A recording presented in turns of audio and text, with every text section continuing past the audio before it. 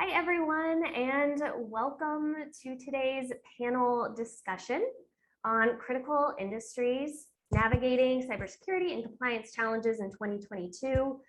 Thank you all for joining. I am Michelle Smith, the Director of Marketing and Communications at Bar Advisory. We are thrilled to have an impressive lineup of panelists with us today, all bringing extensive and unique experience to this increasingly important topic. So I will have the panelists introduce themselves in just a moment to get things started, but first, a few housekeeping items. First of all, we will address any questions during an audience Q&A at the end of the webinar. So please remain on mute during the webinar, and you can submit your questions through the chat, and we will address them at the end. And also a recording of the webinar will be provided after the event along with a feedback survey. So we'd love to hear any feedback you have about your experience with us today. We are also going to be posting a glossary of terms in the chat just to have as reference and context for you all. And one final note, we wanted to give a shout out to the fact that it is Data Privacy Week, an initiative by the National Cybersecurity Alliance. This week aims to kind of open the dialogue and empower both individuals and companies to take action around data privacy. So I know that us at Bar Advisory, we're a Data Privacy Week champion, so you can, shameless plug, follow along on our LinkedIn and Twitter for the rest of the week for more info and tips on data privacy. So without further ado, I will turn it over to our panelists for some introductions, and we'll get started with Jess Hoffman from Provincia Government Solutions. Jess? Hi, good afternoon, everybody. Thanks for joining. My name is Jess Hoffman of Provincia Government Solutions. I've been in cybersecurity for over 10 years, IT 15 years, focused now on audit and compliance. Don't hate me. I'm here to support the panel and look forward to discussions. Thank you. All right, Jeff, do you want to give us a brief intro? Sure. I am Jeff Hoskins. I'm with Bar Advisory on we call it the vCISO department. I've got about 20 years experience with helping healthcare companies, hospital systems, insurance providers, cities and counties, just various different types of firms and companies to build security programs and watch out for, strategically improve upon those security programs and make sure that they are managing risks. So my name is Xavier D. Johnson. I'm the president over at We Help You Secure. We basically help you secure anywhere from defensive mitigations all the way to offensive operations, helping you with vulnerability assessments, penetration testing, tabletops, that type of stuff. Happy to be here. And I'm Brandon Poole with EITS. I'm a senior engineer and consultant where I work primarily with large enterprises building out defensible infrastructure, as well as doing incident response and digital forensics. And I'm glad to be here. Great. Well, thank you to all of our panelists for those introductions. Let's go ahead and get started with our first topic.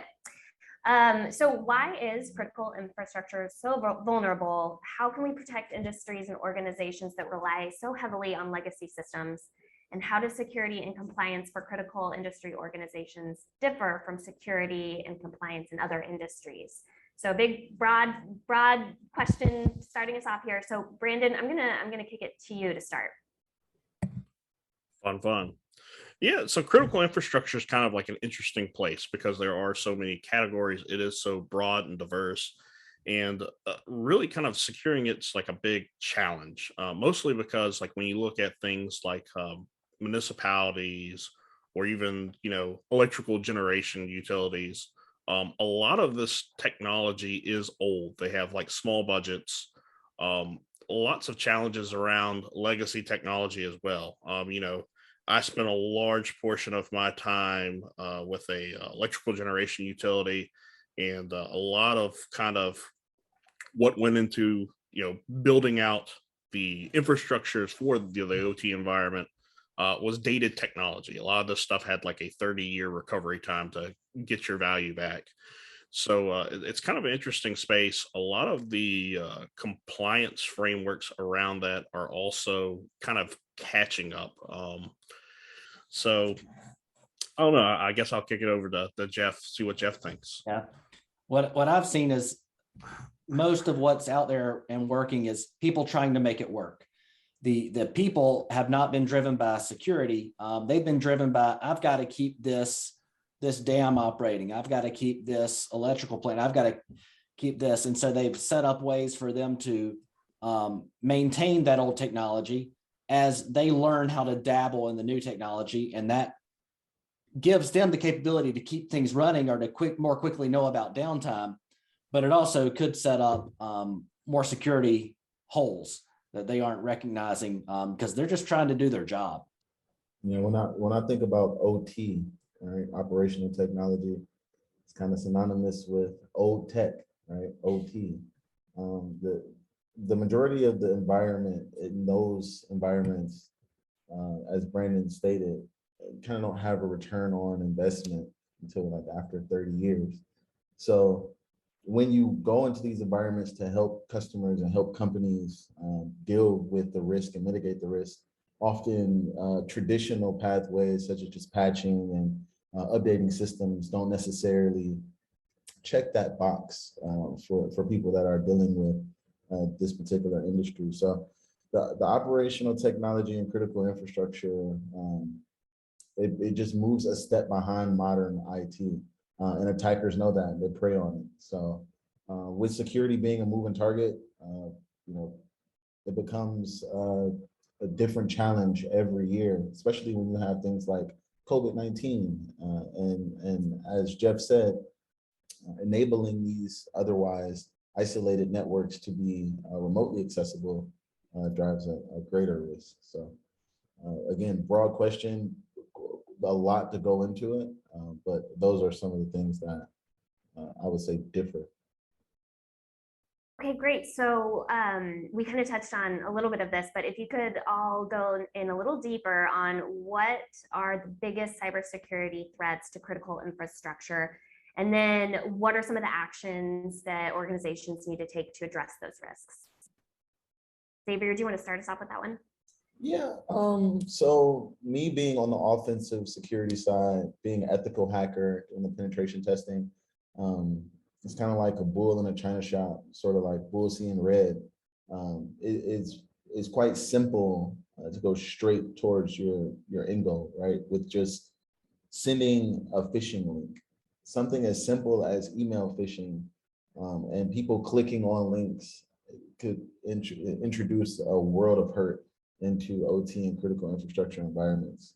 So I'd say that the human nature is probably one of the biggest attack surfaces for all industries, including OT. Yeah, I'll leave it at that.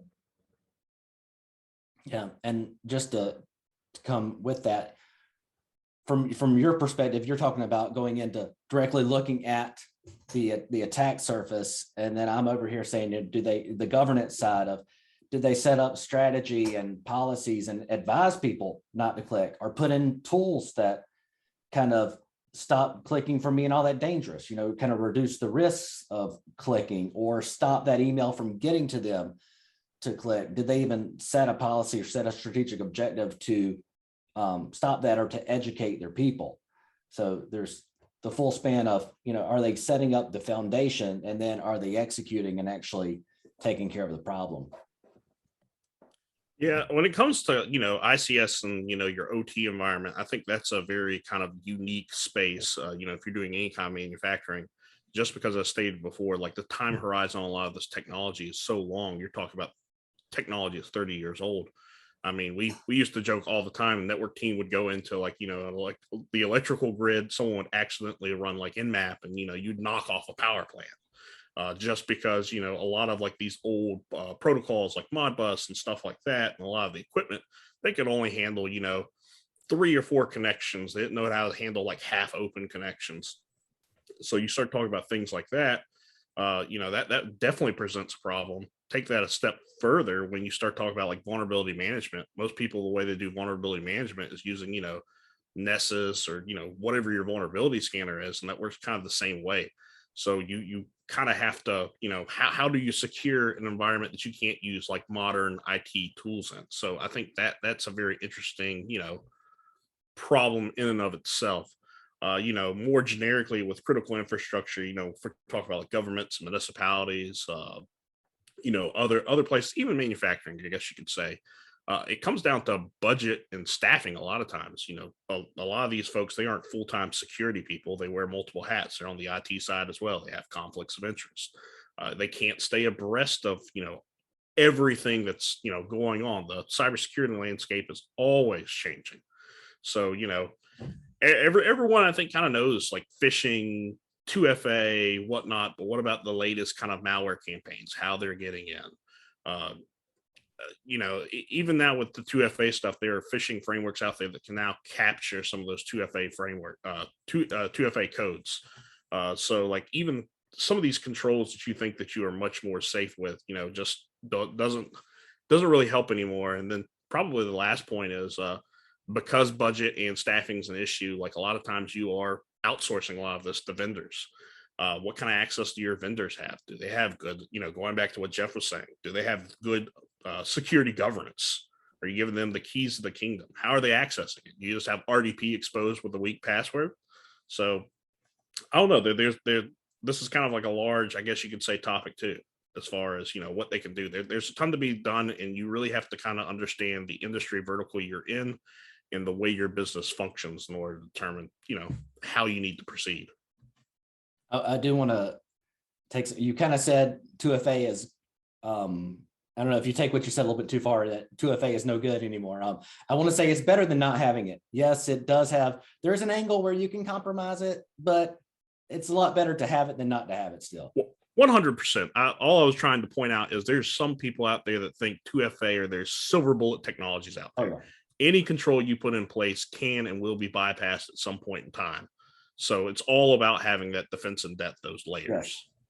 yes. Right, and just all of that we just discussed, putting auditing hat on, you really need a continuous monitoring plan and strategy and ongoing authorization for the government folks.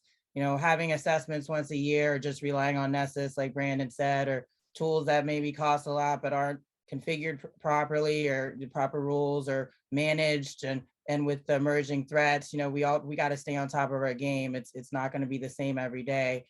So it's really important, and a lot of organizations, not just critical infrastructure, don't think about it like that. Maybe they feel self-assessments are enough, or once a year having a third party come in.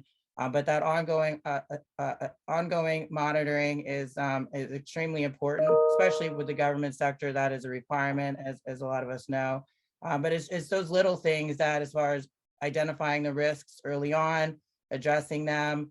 And also, I think the training aspect, which was alluded here too, just making sure that what's aware, if what's in your environment, then what to patch, what to monitor, and all that good stuff. You can't protect what you don't know is there. And defense in depth is definitely the most advantageous way, as far as if you have those layers of security. If something is missed by one layer, it can be picked up in another.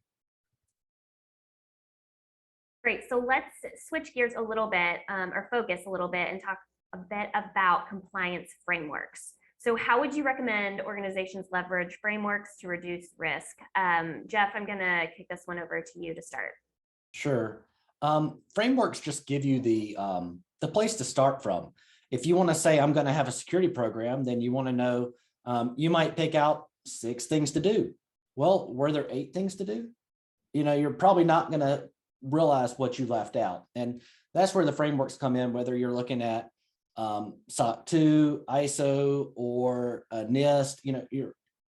You're getting the framework so that you have a list of things to go tackle. And all of those, mention the kind of the top things you need to go after. And then after you've filled in one of those frameworks, look at a few other frameworks and see if there's any different flavors of attacking the same pillar of security.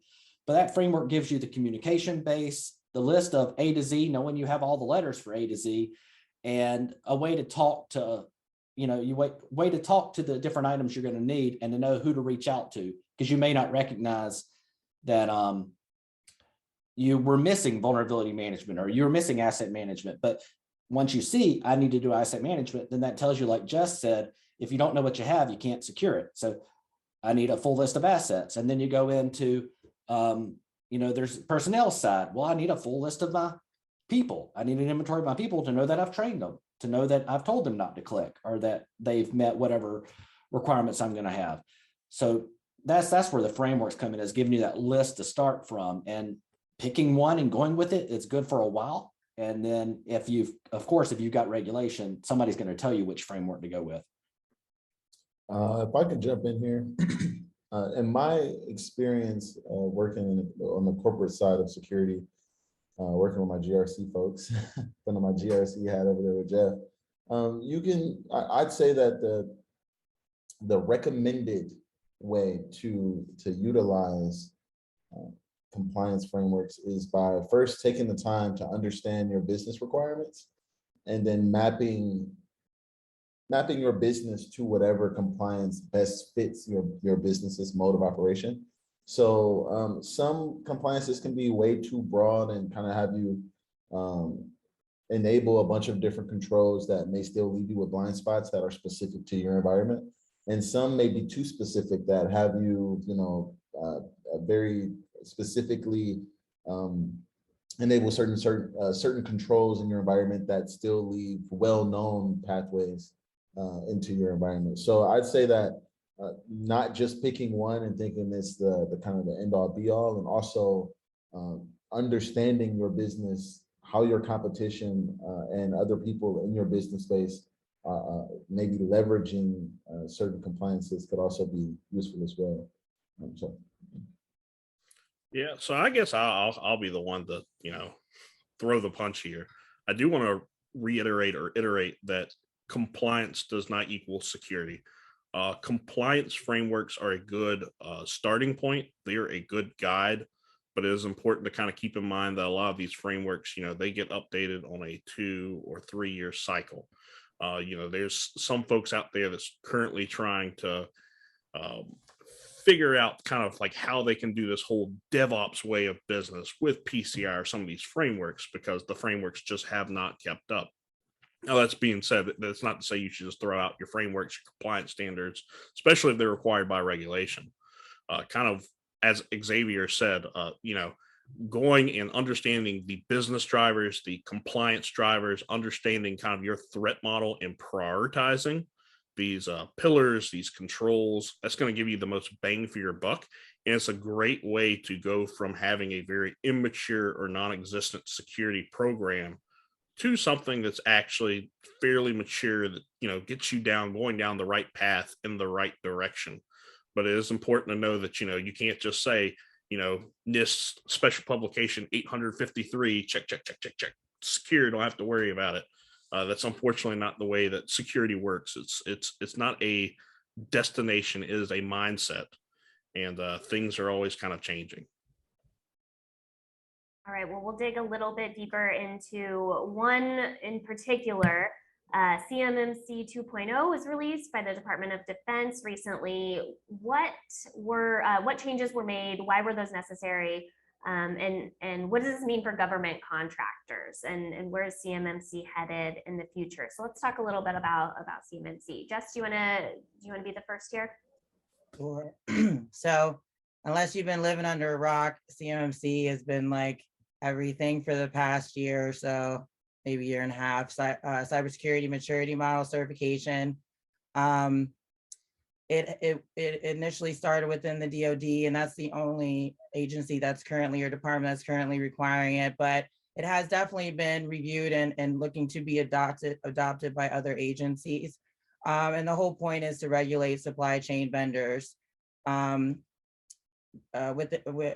November, 2.0 came out before it was 1.x. So everybody was geared up towards that. It was essentially all built off of 171 with some differences in maturity requirements.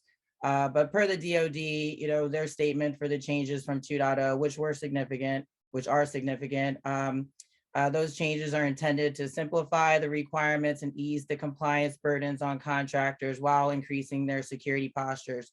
So these supply chain vendors can be small companies from 1 to 50 employees to those with thousands. And there were initially 5 levels of compliance. But the point is, some of these vendors, they could be painting submarines, they could be supplying chicken dinners at mess halls, or they could be providing project management services, or offensive security auditing services, where there is direct or could be direct contact with CUI. So it really all boils down to CUI. So these changes did in fact lessen some of the requirements, especially for those smaller businesses who may not already be in compliance with the NIST 853 or 171, or they might not even know what that is, right? Government is just one of their contracts. So as far as the changes, as I mentioned previously, the 1.x version had 5 compliance levels. Now there's 3. The big difference is level 1 and level 2 allow for self-assessments, which previously 171, when that was the hot topic a couple years ago, that allowed for self-assessments also. But the thing is, if you're going to do self-assessments and nobody's checking on you, how many organizations do you think will actually do that? Although from a self-assessment versus independent assessment, obviously there's a lot of costs associated with independent assessments as well as continuous monitoring, as I mentioned before. So that's the biggest difference. Level 1 and level 2 allow for self-assessments, but they're based on 171 now. Level 2 will require a C3PAO, a certified third-party assessor, which is independent, if that system is considered a priority.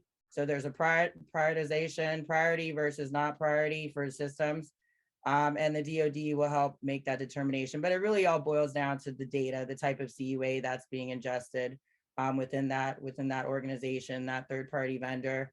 Level 3 is also very different too, because that has the 110 controls per 171, but it also incorporates 800 172, which I think is a pretty cool a model as well. It focuses on the technical aspects of the controls versus more of the compliance, kind of like what Brandon was talking about, the 172. That definitely will require an independent assessment level 3 by the actual DoD officials. Now, all of this is still being ironed out. As it stands now, the 2.0, it's in the rulemaking phase, which is getting comments and being finalized from the DoD perspective. Also, the C3PAOs are still getting their assessments done to become certified C3PAOs. So there isn't any certified assessors that are able to perform these assessments at this point. And these changes, the DoD mentioned, would be 9 months, not 9 months to 2 years before implementation. So typical government thing, ironing it out, putting in a comment period, getting feedback from peers in the industry. So we're looking at 9 months to 2 years before it's actually rolled out. Also, because of that, the DoD suspended that requirement for CMMC. That was starting to be included into certain contracts. A couple other quick changes within from the CMMC 1.x to 2.0. All the maturity requirements were removed. So initially, CMMC 1.x was 171 plus some specific CMMC maturity requirements. Those were the 1.98 and 1.997 controls that measured the implementation of each of those controls. Also, poems are now allowed and waivers. Before, if you had an open gap or an open poem at the end of the assessment, the CMMC assessment, you would fail. So that was somewhat unrealistic, especially for larger companies. So that's a big change, allowing the poems and the waivers as well. Where we're heading to in the future, and I'm sure Brandon will piggyback off of this too. I think that it's a wait and see type of game at this point. A lot of companies have already invested a lot of money and into this compliance framework. But essentially, if the company was already following 171 or even 853, which is much more complex, these CMMC requirements certainly aren't as large a level effort as if you were that smaller supply chain vendor who had didn't know what NIST was in the first place, and was just having a small contract with the federal government. So I'm excited to see how this pans out as well. But as of right now, definitely 171. I'm suggesting to my clients, make sure you have 171 compliance, check out 172. And obviously, it all depends on the type of data, and definitely encourage all the things we've already spoken about as far as education, continuous monitoring, and implementing the security controls. Do you think that that means that you said the chicken dinner, the company that's been hired to do catering, do you think that they now need to have a security program and have people that can speak to their security? Well, that's a good question. So again, it's all about the data. So it depends on what type of data they're collecting in order to perform that contract. So, and that was a major difference, right? Even at that level, you have some PII maybe, or you have some contractual information. How is that being secured within that organization? So, if we look at it from a data perspective and what specific CUI is being collected, these levels definitely will allow for following the 171. If you're familiar with 171, there isn't policies and procedures necessarily. It's not documentation based. It's pretty much basic security best practices. So like everything we've been talking about now. So it's not as heavy on the compliance side, which I heard your comment, Brandon, but you're right.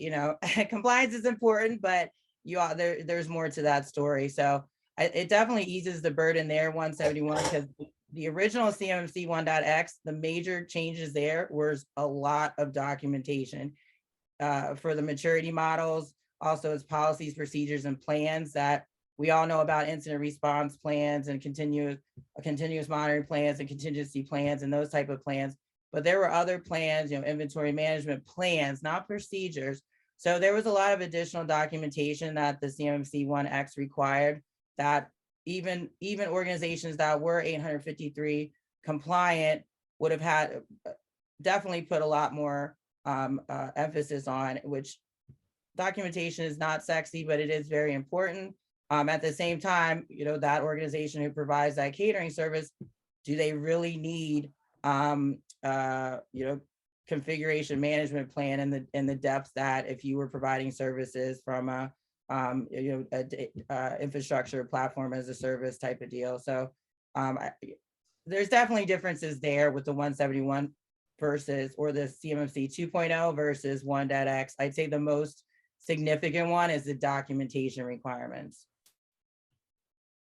All right, well then let's switch back and talk a little bit about how the government can best work with the private sector to secure critical infrastructure. So let's talk about that a little bit. Brandon, do you want to start us off?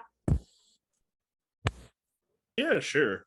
So I will say, like, this current administration and the last two administrations really have made huge strides on going through and trying to really enforce organizations to get very, very serious about cybersecurity.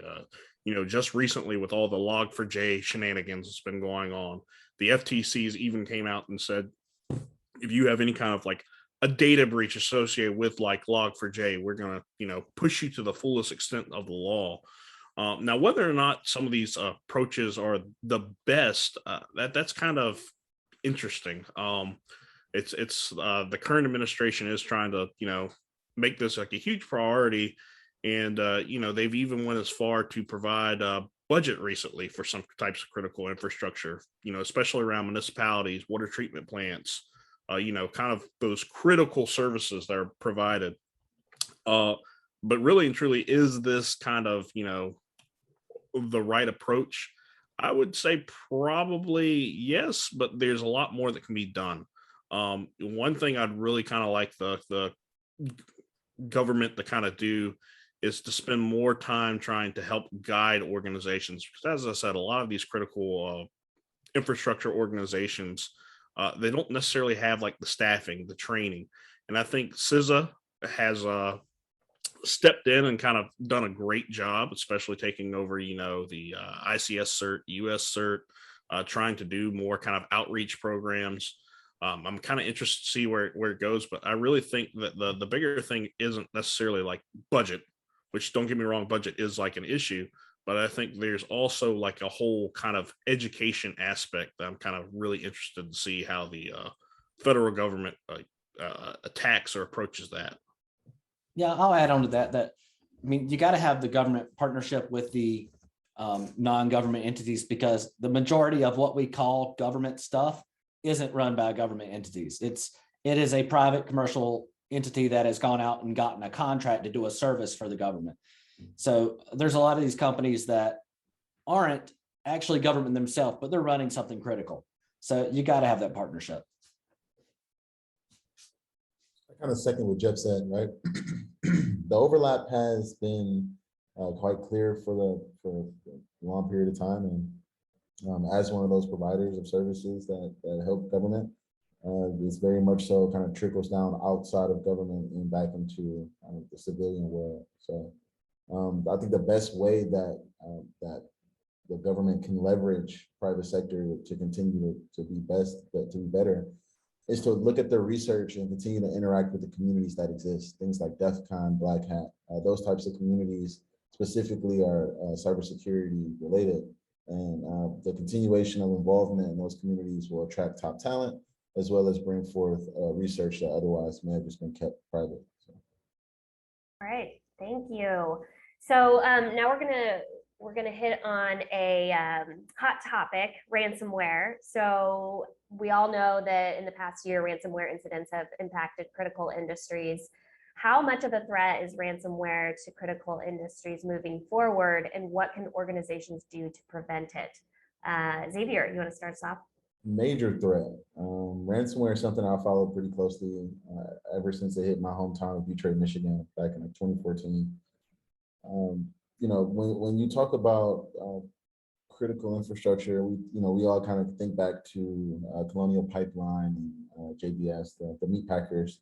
It can have serious impact on, I mean, everyday operations for all of us, right? So I say that the best way to kind of make sure that we all can eat our steaks and pork chops and stay warm in the winter is as operators of these critical infrastructures and these technologies, they have to take a kind of a zero trust or a defense in depth type of approach, right? Where they've assumed that they've been breached and they're already operating in a hostile environment.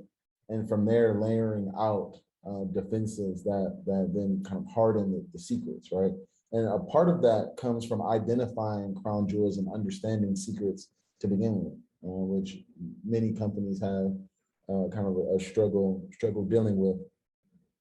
But yeah, I think that's kind of the best way forward for preventing ransomware groups is kind of separation of human and data, defense in depth, assuming breach, and kind of designing with security in mind as architects, understanding kind of what we're up against. I like that. Assume the hostile environment, assume that ransomware can happen. You can't block it completely out. So be ready to figure out what you're going to do when it happens. And not just say, yeah, we know we can spin this up. We think we can recover. We think we can back up, but practice it. Go see if you can recover, see how long it takes, and actually have some independence, even if it's within your company, of some independence testing of, hey, you said you recovered it. Well, let this other person come and check and see if their department would have been operational after your recovery, to kind of poke holes in that and do it, repeat that and find, with a different flavor each time, record what you found, set strategic objectives to patch those holes, just so that whenever you do have to recover, you're not going to go out and find that your recovery tools are so old they can't be used, or that your data is just going to take so long to get back when you do recovery that you're still going to be down for weeks. Because knowing how all that is going to work, because you've actually done it, it's going to make you a lot more prepared when it happens, in that you're not trying to get into a negotiation with somebody who has already proven they're not going to follow the laws and the rules. Just be prepared to know how to recover. I would say, any organization out there that, operates on the internet or has any kind of, I guess, PC period is, a target for ransomware. It's important to note that ransomware really is kind of a crime of opportunity. They don't actually go out and, say, I'm going to target, Joe Blow's whatever today. They don't go out and they say, I'm gonna go and I'm gonna target, you know, the federal government. Really and truly, the way that works is a lot of these operators is they do this ransomware as a service, what they call. So you've got your programmers that develop the ransomware, and they might give some guidance to some of their partners or operators. So there's a lot of terminology they use. But a lot of these folks will get on Shodan, scan the internet for a vulnerability, look for like RDP exposed and try to brute force, and they're trying to get in. So as far as what you can do, it's kind of like the old adage that, if a bear's chasing you, you don't have to be, faster than the bear. You just have to be faster than all the other folks with you. If your security is higher than everyone else's security in your industry vertical or out there, you are less attractive because there's more effort in order to get into your organization. And that there's this whole effort to what are we going to be able to kind of recoup as far as like ransoming. As far as like other things you can do, like having an incident response plan and actually, going through doing tabletops, making sure that it's realistic, it's like essential. There's a lot of times that, in my experience as an incident responder, you get into an organization, they have an incident response plan, and it's pretty much what, I lovingly refer to as shelfware. Like we just wrote it, we got it for, compliance purposes, but like it hasn't been customized to our business. Like when an actual incident happens, like we really can't follow it any way whatsoever. So that's very important. Trying to understand what kind of tactics ransomware operators are using and making sure that you have like mitigating controls in place, or that defense in depth. That's another big thing. And probably, disaster recovery, business continuity, as Jeff touched on, another big thing. I would say probably the biggest thing that you could do is cyber insurance. Now, I have a love-hate relationship with cyber insurance because part of the ransomware crisis is in part due to, at one point in time, these insurance products were seen as like a cash cow. You write a policy for, $10 million, you collect the funds, but nothing ever happened. These ransomware operators, that's, back in like the mid 2000s, you saw a lot of personal machines being hit with ransomware. They kind of moved on to the corporate side because they had these nice, big, lucrative cyber insurance plans. And, they could ransom an environment. These cyber insurance companies would pay out the ransom.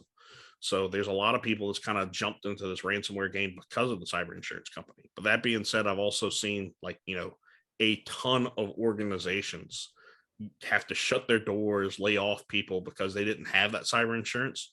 They couldn't recover their data. They couldn't afford to bring in someone to help them recover their data, and they had no other options. So I would say probably like the number one thing that you should do is to make sure that A, you have like a cyber insurance policy, and B, go through with, your general counsel and make sure that, the terms are agreeable. There have even been, NotPetya made headlines because the cyber insurer actually said, well, it's act of war and we're not going to pay out. Understanding kind of these gotchas as well is like super important. Yeah, and I've read several cyber insurance policies, and they've all got all the fine print in there. And how do you even decipher that? You got to get your legal team in that. But one thing I wanted to say with that is one of the policies I was reading, and then I started seeing a trend, is the cyber insurer told the this was a municipality, told the municipality, you can't tell anybody you have this insurance. You can't announce it. You can't tell anybody. But if you tell somebody you have this, it gets canceled. And then the municipality was like, well, we've got Freedom of Information Act. We have to publish all our minutes. Everything has to be there. Everybody request everything is public. We're a public, we're a city, we're a county, whatever. So do you think that that's true, that having the insurance policy and letting that be known makes you a target? I would kind of say no, because it's not like, majority of ransomware attacks out there really aren't targeted. And in fact, like if you don't have cyber insurance, I guess you could argue, that's a little bit, less advantageous to the cyber criminal, because they're less likely maybe to get a payout. But like I said, I've not seen really any kind of, organization, like I said, targeting these individuals. Like, for municipalities, I can understand Freedom of Information Act, et cetera, et cetera, et cetera. Like it'd be easy to determine that. But, One of the things that I spent a lot of time doing is just from all the incident response engagements I have been on, is started kind of collecting these essentially these dark websites where they're posting these dumps if you don't pay for the ransomwares where they do exfil data. And the interesting trend I would say is like you do see a lot of industry verticals typically get hit a lot by ransomware. So municipalities is a big one. Schools, higher education institutes, so technical college, another big one. Law firms, another huge thing.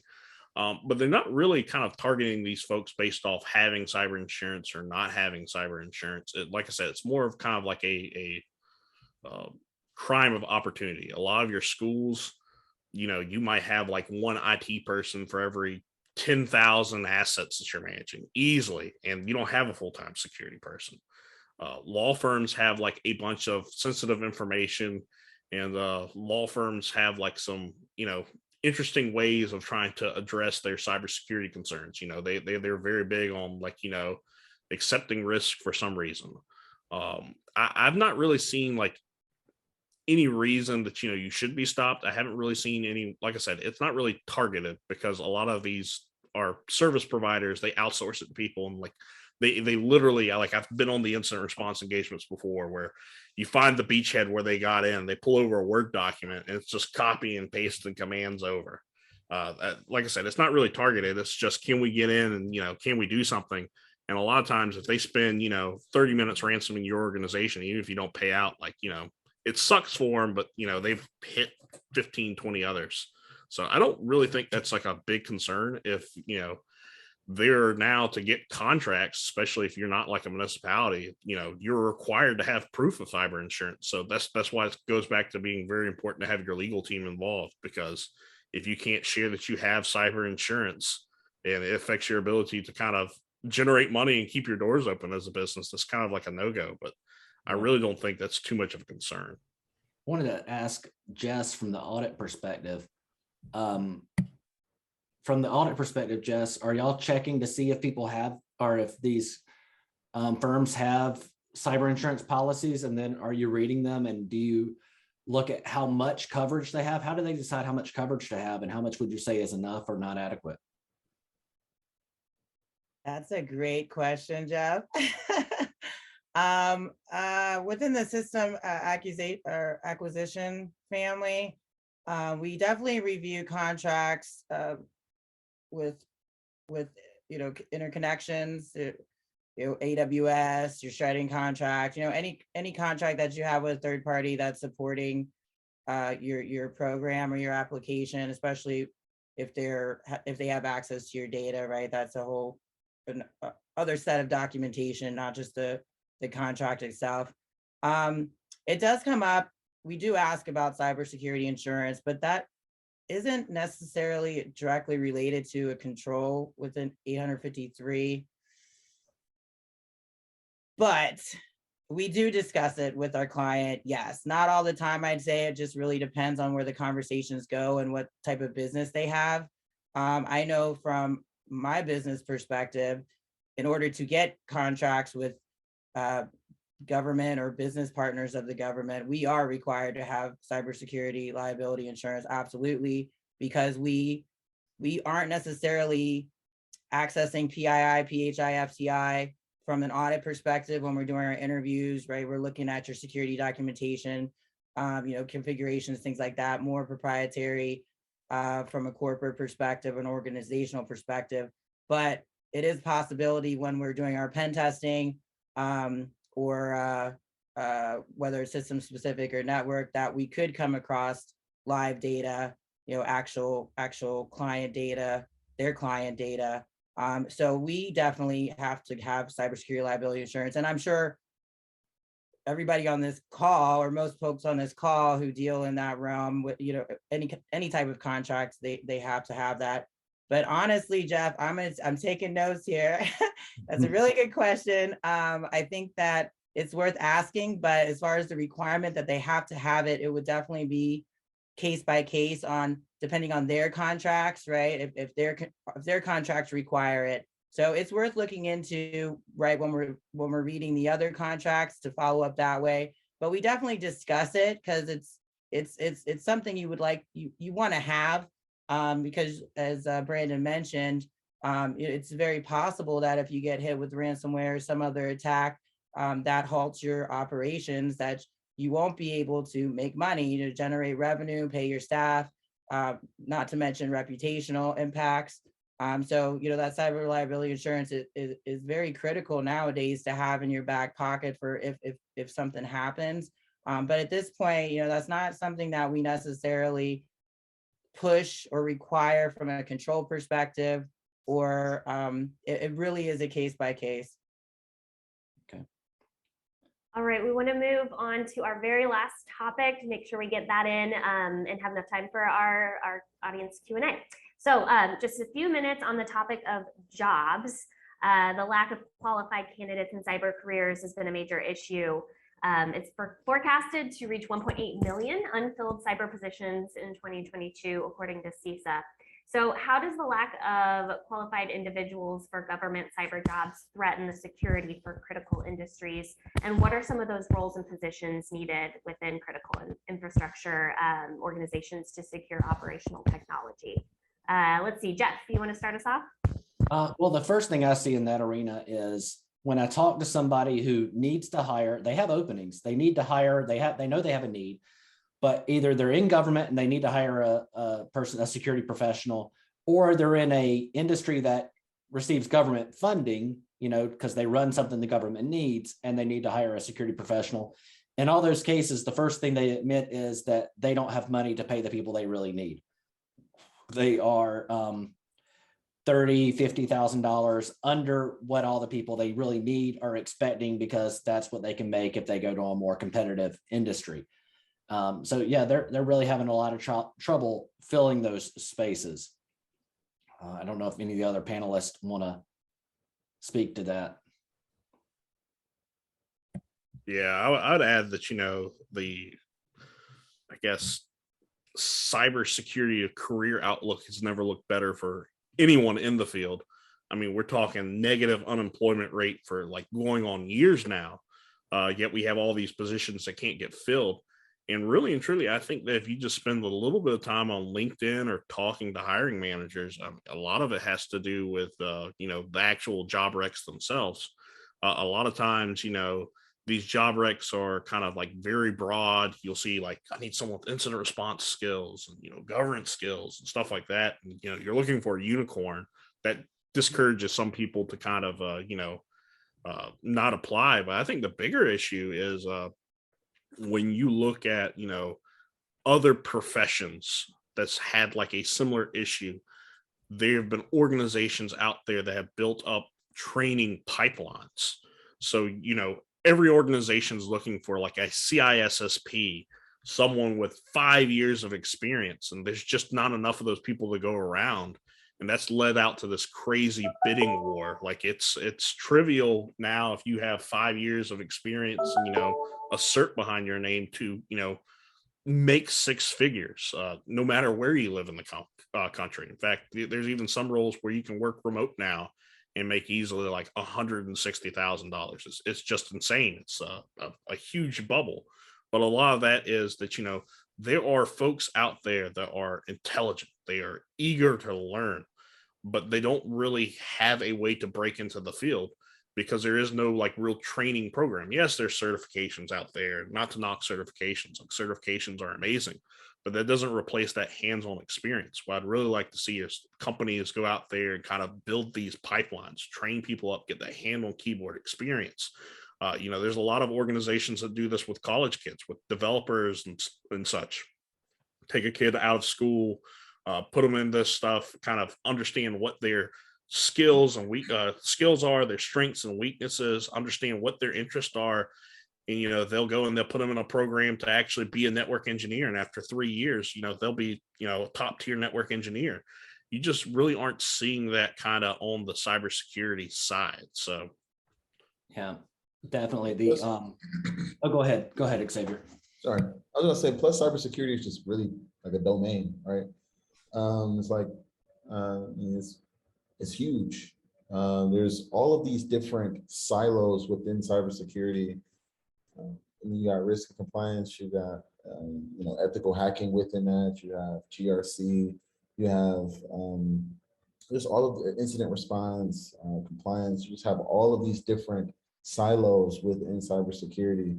And I think specializing in certain domains and actually like kind of piggybacking on what Brandon said, allowing people to kind of have that apprenticeship kind of aspect, or that working knowledge in a specific domain, and building the training behind that is going to be the thing that really solves the skills gap that's there. Yeah, and you read the job recs, and the job recs, I mean, like, just looking at us on this call here, we have Michelle's cybersecurity marketing, Xavier, your pen testing, Jessica, your audit, Brandon, you do incident response. We go out of that core. I'm more of governance and strategy, but we might all have to read all of the same job recs and still can't tell which one of us they're looking for, and then like, okay, well, let's talk. I'll do a screening interview, and the screening person doesn't know which one they're looking for, and so then you're like, okay, they want that unicorn. They want all of us in one person for half of what we want to earn. I like the apprentice angle for being a way to fix that, but yeah, it's a rough problem. Yeah, and to be honest, like the apprentice angle, like you only need a few, senior people for each of those kind of like, I guess, subdomains, as Xavier was saying, to kind of, run the thing and do that mentorship and that training. But there's all kind of benefits for that. First of all, you're getting someone coming in a lot cheaper than, what you'd pay like market rate. Second thing is, if you take the time and energy to invest in someone, when they couldn't break into any other company, like, yes, you are going to lose some of them to like bigger, better opportunities and whatnot, but you do instill in that person like some type of reciprocity or that loyalty to the company because they took a chance on them when no one else did. So even from like a culture standpoint, like I really think that, you can't go wrong with building up like a pipeline or apprenticeship program.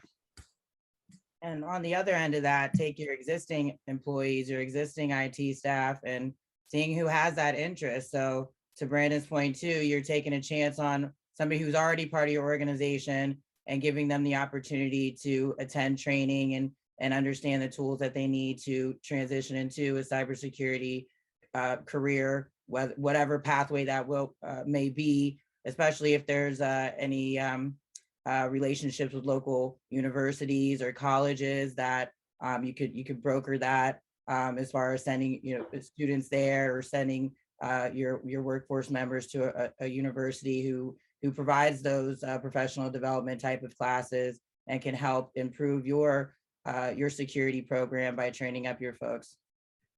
Awesome. It's such an important topic. I wish we had more time. I do want to spend the last 5 minutes going over some of the questions we've seen come in from the audience. So for the panel, has anyone seen a good application and or execution of Modbus or DNP3 monitoring? So I guess you're trying to talk about doing network analysis with those protocols. That being the case, I would say that, there are a couple, decent commercial products out there. One that's, fairly big. I know that the OT monitoring teams at Mandiant and IBM uses a product called Nozomi. So that's a big one. Rob M. Lee, sans fame, that kind of built out that whole program. Like Dragos has a product that does it really well.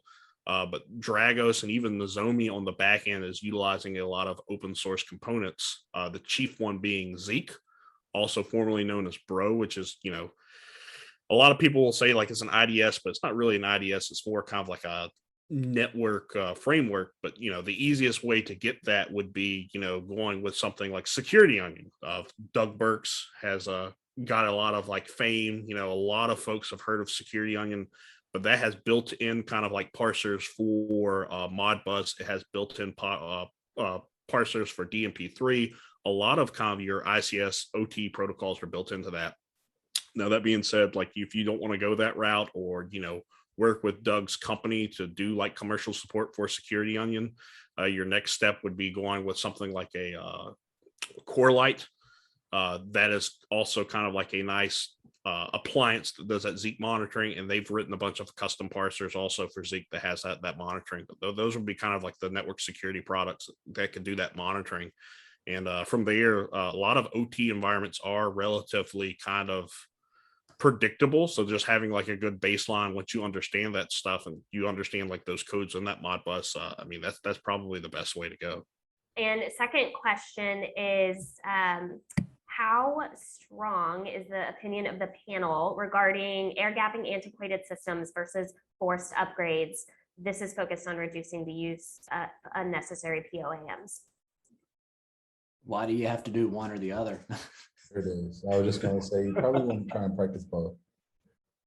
Yeah, but either one's gonna be a lot of expense and change, but the upgrade's probably gonna take you, well, I don't know, they're both gonna take, it depends on your organization and what you have implemented, to know how much risk reduction you get and how much it costs you and how long it takes. Wonderful. All right. Well, that'll do it for today. Thank you everyone for attending, and thank you to our panelists for sharing your expertise. Everyone can keep an eye out for the email with the recording and, like I said, a survey. We would love any feedback you have, and enjoy the rest of your day. Thank you. Thank you. Thank you. Take care.